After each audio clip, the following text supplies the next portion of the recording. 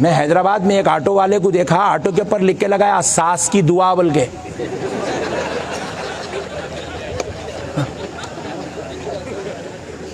ऐसी खतरनाक कौम है हमारी। अम्मा को छोड़ दिया, बाबा को छोड़ दिया, ससुराल में मुंतकिल हो गया भाई, ससुराल में रह रहा, अम्मा को पूछ रहा नहीं, बाबा को पूछ रहा नहीं, ससुराल में रह रहा, ससुराल में घर जमाई करते, भाइयों से अम्मा से लड़ लेके चले गया, नहीं मैं नहीं रहता, मैं ससुराल में रहता हूँ। हाँ डार्लिंग, ससुराल में रहना पड़ता, फिर जन्नत में जगह नहीं मिलती।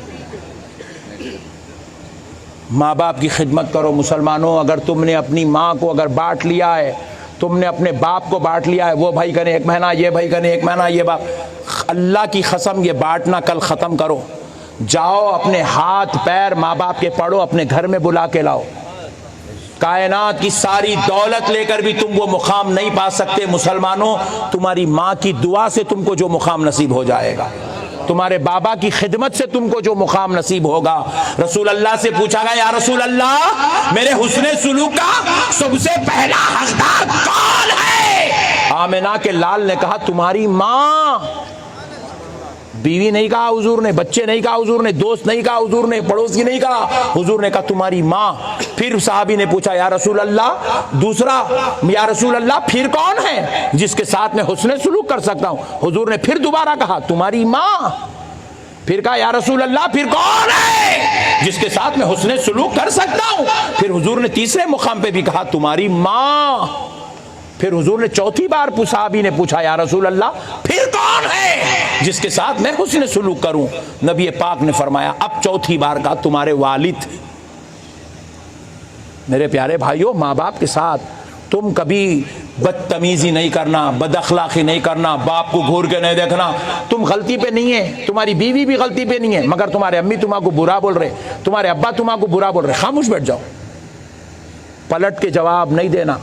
बेगम को बोलना, बेगम जो बोलना है कमरे में मेरे को बोल लो, अम्मी को कुछ नहीं बोलना, अब्बा को कुछ नहीं बोलना, जवाब नहीं देना, नहीं देना जवाब। लाख उन्हें तुम्हारा बुरा बोल रहे होंगे, तुम गलती पे नहीं है, मैं बोल रहा हूं तुम गलती पे नहीं है। तुम्हारे माँ बाप बुढ़ापे की वजह से तुम्हारे को गलत आउट रहे, तुम्हारे ऊपर गलत बोल रहे तुम्हारे को, खामोश हो जाओ। तुम्हारे माँ बाप की इस बोली पर अगर तुम खामोश बैठ जाओगे ना, खुदा की कसम अल्लाह जन्नत में तुम्हारे दर्जात बुलंद कर देगा। माँ बाप को पलट के जवाब नहीं देना, माँ बाप के साथ बदसलूकी नहीं करना, माँ बाप को झिड़की नहीं देना, माँ बाप के साथ गलत रवैया अख्तियार नहीं करना। रब्बे करीम ने कहा उन दोनों को तुम कभी उफ भी मत कहो, उफ भी मत कहो। बोले अल्लाह उफ, अरे क्या है जी तुम, अल्लाहु अकबर, गए गारत हो गए पूरे अमाल। माँ बाप को तुमने ऐसा कहा, उफ भी नहीं बोलना। बोले अल्लाह ताला खामोश, कुछ भी बोल रहा बाप, नीचे मुंडी डाल के ठहरना। आप लीडरा गालियां दिए तो सुन रहे हैं, एमएलए गाली दिया तो सुन रहे हैं, एमपी झुड़की दिया तो सुन रहे हैं, पुलिस वाला पकड़ के रे इधर जी जी साहब साहब साहब नहीं साहब साहब साहब। पुलिस वाले की सुनता, बाप की नहीं सुनता। बीवी औंटरी कमरे के अंदर, चुप बैठो जी बेगम, तुम खामोश बैठो, समझा रहा, बेगम को समझा रहा, अम्मा को क्या बात निकाला, नालायक।